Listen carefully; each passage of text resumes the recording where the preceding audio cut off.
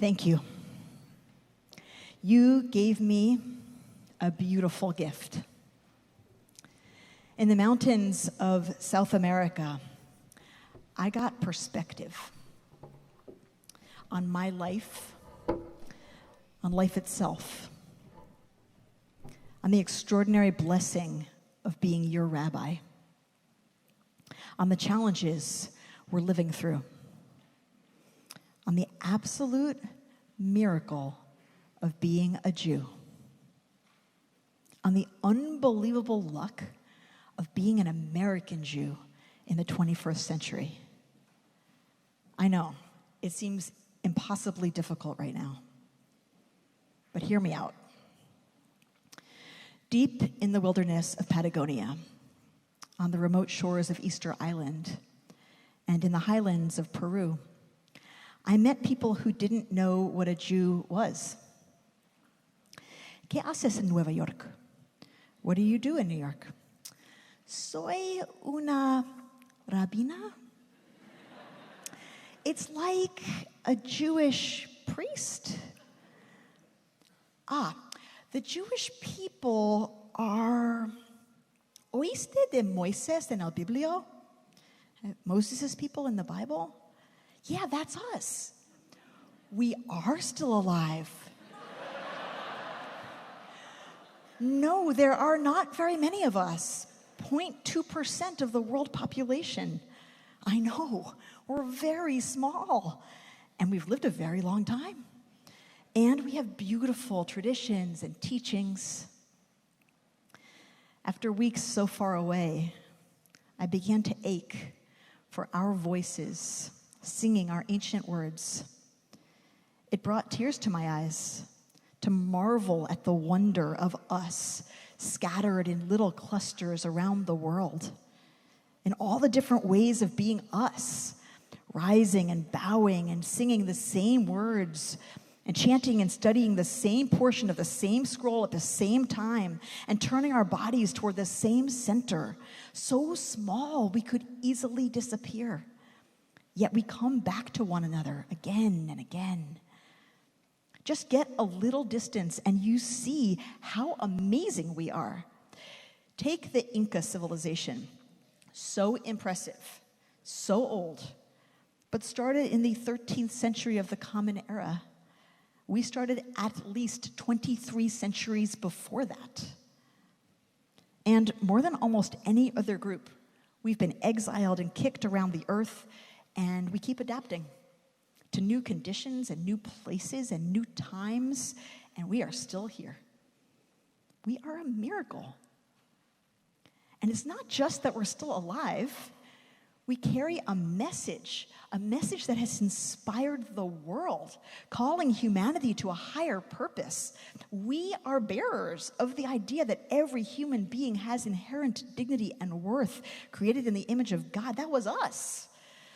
This led to the idea of human rights and equality, the idea that people deserve freedom, that slavery and oppression are wrong, that there's such a thing as justice on the earth, and people are supposed to live up to it. That's our Exodus story. The idea that God is primarily concerned with vulnerable people, and we're supposed to care about them, the widow, the orphan, the poor, and even people who aren't from our own tribe, the stranger. That was new and radical 3,000 years ago.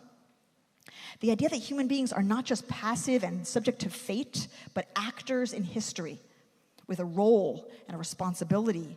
The idea of covenant, that people could be partners with God in shaping history toward a future of justice and peace, that came from us. Every culture on the earth has had its own genius and made its own contributions. Ours are something to be proud of.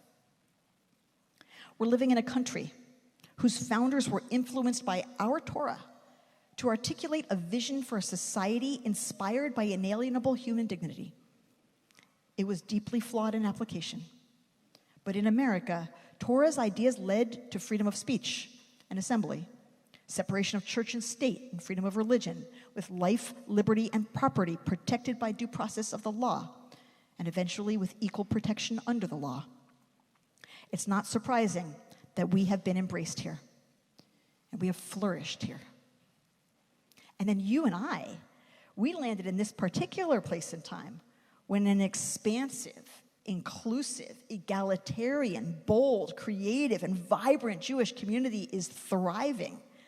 When you think that the human species is about 300,000 years old, and the idea of universal human dignity and equality is roughly 3,000 years old, the most recent 1% of the history of our species, consider how rapidly humanity has developed since then in such a short time.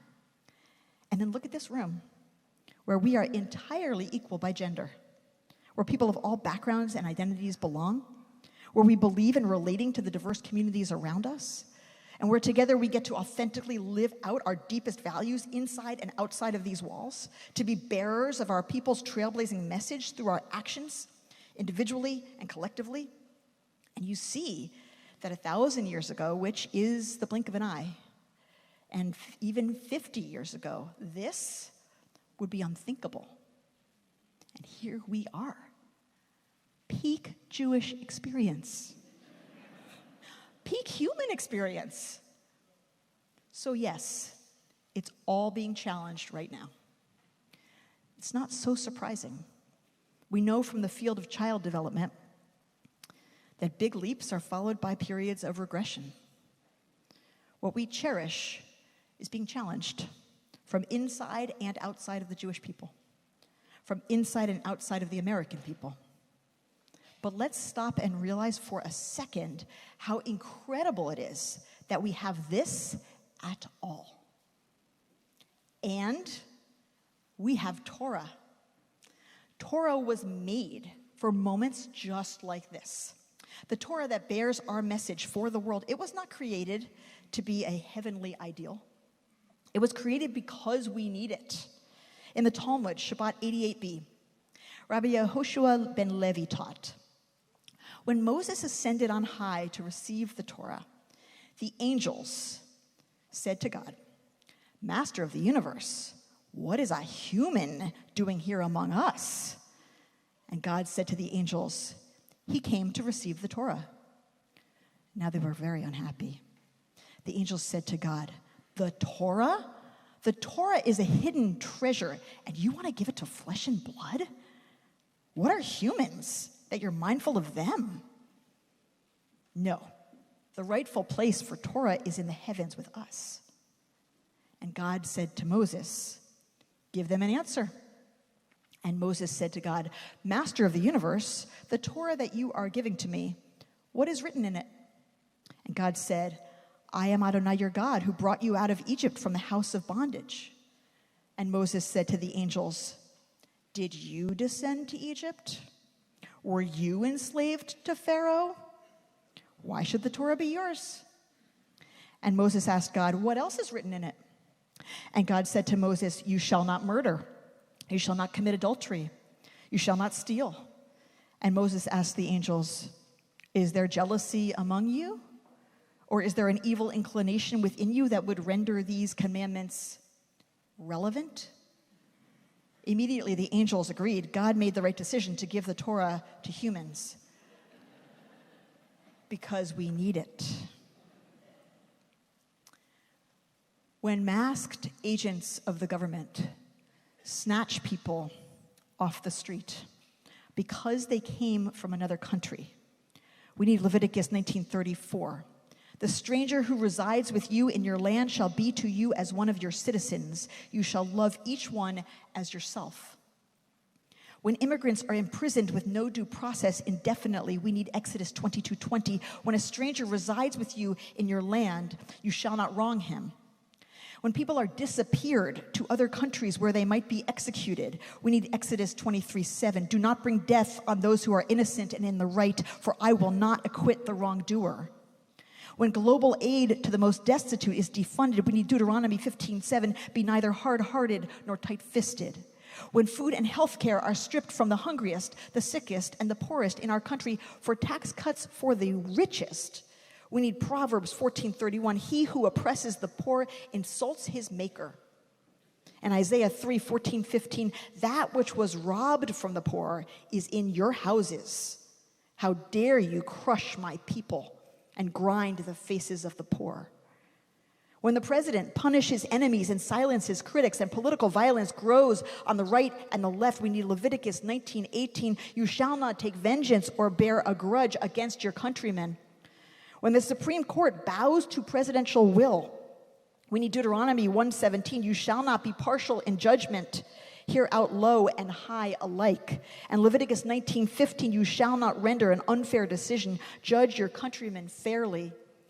When the military is deployed in our cities, we need Jeremiah 29:7, seek the welfare of the city and pray to the Lord on its behalf. And Psalm 34:15, seek peace and pursue it. When a Jewish government dehumanizes another people, calling for the deaths of even children and their removal from their land, and when that government refuses to bring home the hostages and refuses to end the war against the advice of its own military, and when that government blocks food and water from 2 million people until they are starving to death, and then brings in more tanks and bombs, and when that government does not punish its citizens who kill and steal land from their neighbors and plan to annex their territory, we need Hillel in Talmud Shabbat 31a, what is hateful to you, do not do to another. In Maimonides' Mishnah Torah, there is no greater mitzvah than the redemption of captives. And Proverbs 25:21, if your enemy is hungry, give him bread to eat. If he is thirsty, give him water to drink. And Leviticus 25:23, the land is mine. You are but strangers resident with me. And Mishnah Sanhedrin 4:5, he who destroys a single life destroys an entire world. And for those of us watching this, feeling powerless, we need Talmud Shabbat 54b. Whoever can protest to his household and does not is accountable for the sins of his household. Whoever could protest to the whole world and does not is accountable for the whole world. Just like they're not meant to be shiny objects in heaven for the angels to sit around and admire, teachings of Torah are not meant to be slogans that we hear from the bima. They're meant to be lived. The Jewish people were made to be better than this. Our people's trauma is real and profound. Can we not find within our history the deep desire to prevent trauma for others? This is our question.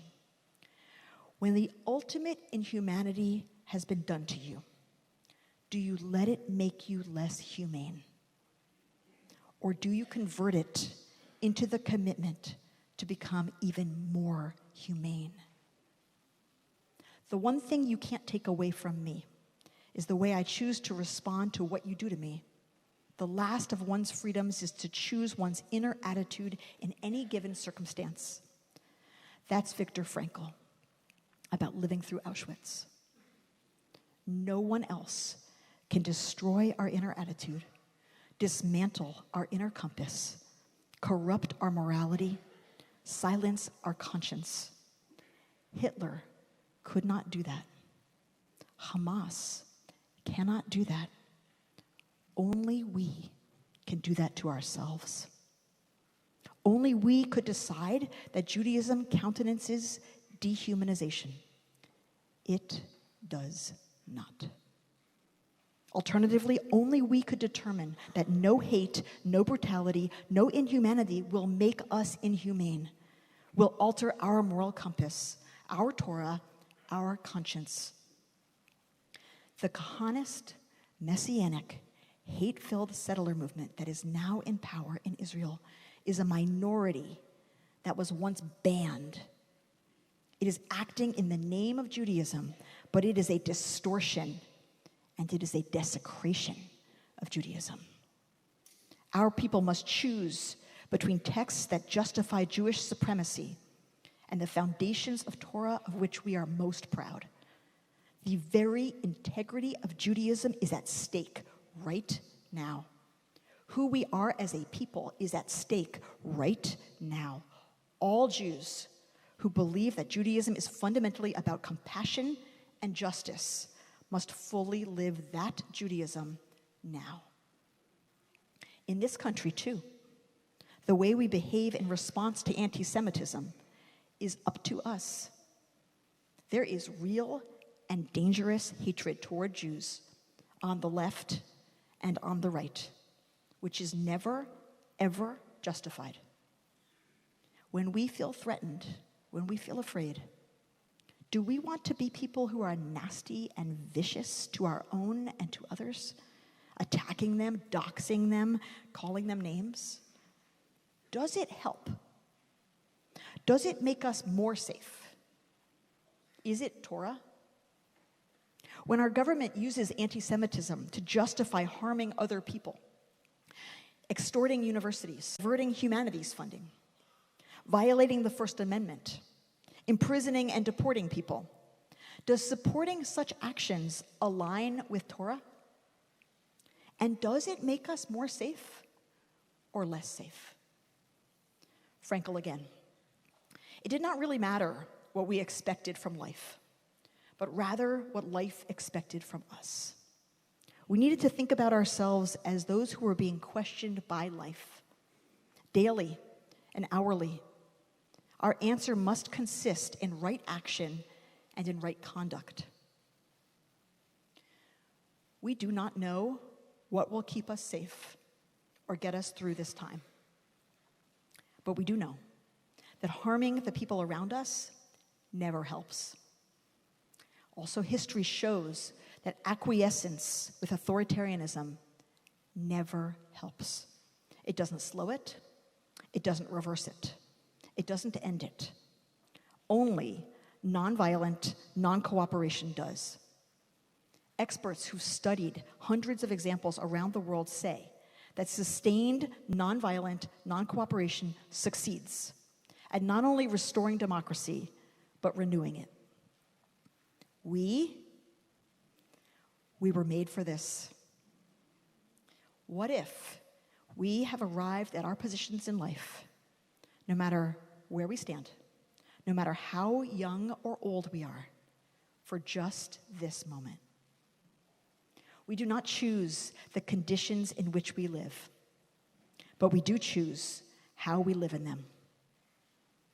The first best thing would be to live in a time of peace and prosperity and freedom and compassion and justice for all. That time has not yet come to the earth.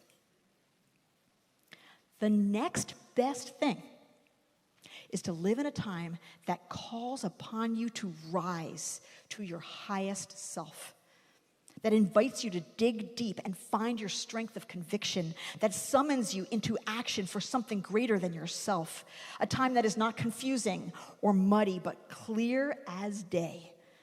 We are living in such a time, and we are being called. You are being called. This is a time when no one needs to ask whether our lives have meaning. We are obviously needed. Hillel famously said, "If I am not for myself, who will be for me? If I am only for myself, what am I? If not now, when?"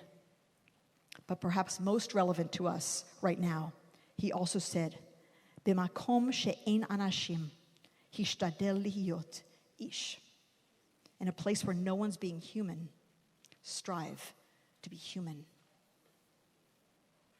Where there is so much inhumanity, do not play it safe. Do not wait and watch. Do not think that maybe if you just ignore it, it's going to disappear. It will not. Seize the opportunity to define what it means to be human. Rise to be the human you always wanted to be. It's not ours to formulate the entire strategy, nor to build the entire movement, but it is ours to form the hyper-local conditions that increase our ability to keep each other safe, to stand with the vulnerable, to nurture nonviolence, to demonstrate non-cooperation, and to articulate our vision for the future. It was never supposed to be easy. No one promised it was going to be easy. The struggle for our humanity is not easy, but it is our purpose. It is actually Judaism. When the dangers have been less obvious, we believed it could be a side project. To be a Jew is never actually a side project. To be an American is not a side project. To be human is not a side project. The question of how to live, the question of how to be the best us we can be, is the question that forms the meaning of our existence. That is why Torah was written.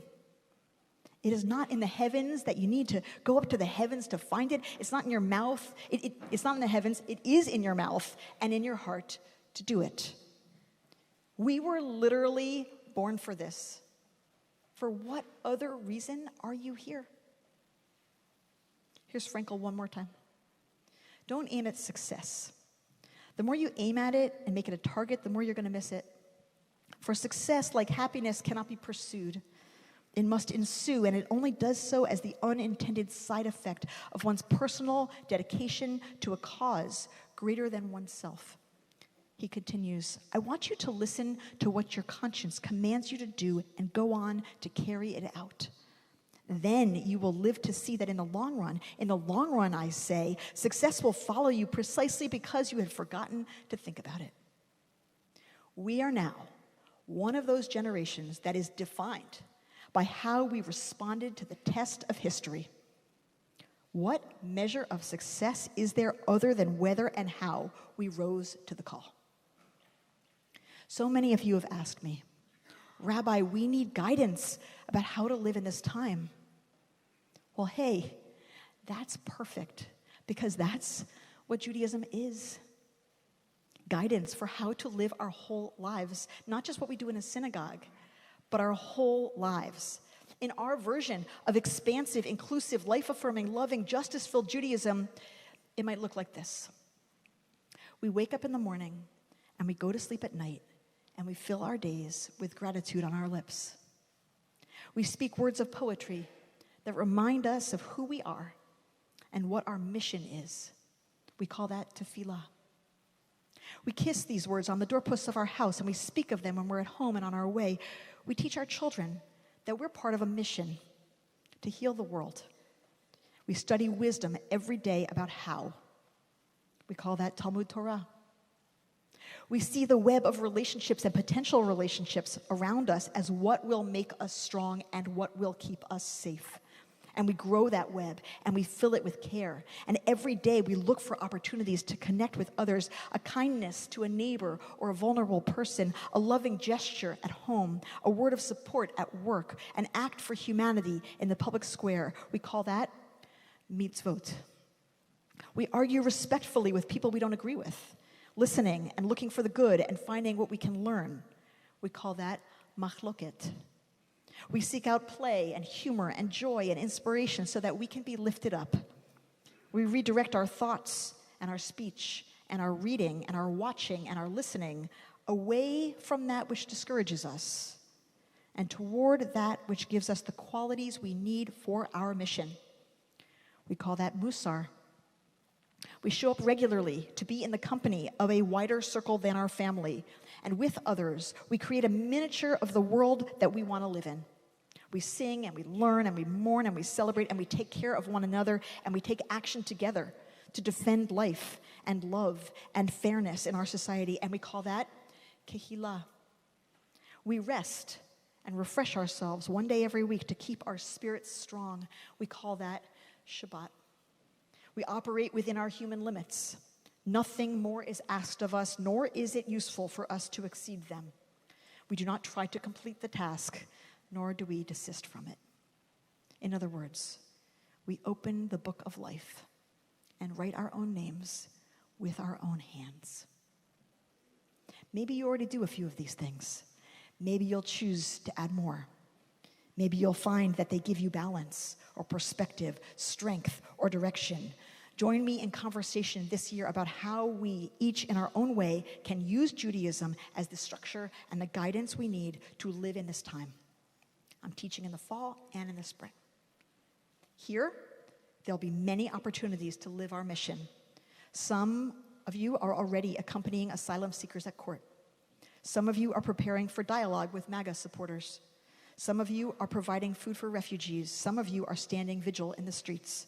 Together, we will learn the deeply spiritual practice of nonviolence to keep our protests peaceful and purposeful. The next No Kings March is October 18th.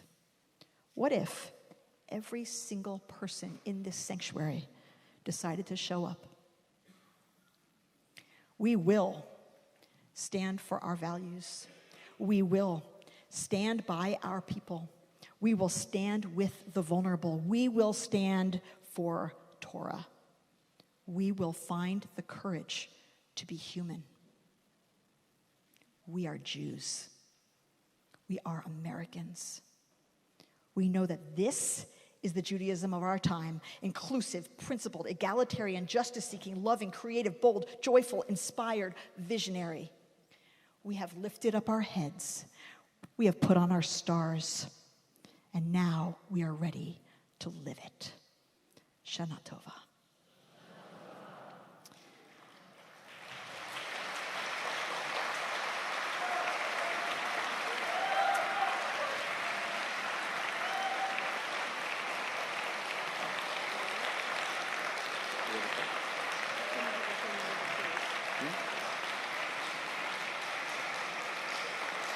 I try very hard to teach on Shabbat that we don't applaud in synagogue. You all are making that very hard for me, but thank you. There is a gift for you under your seats. Let's be brave.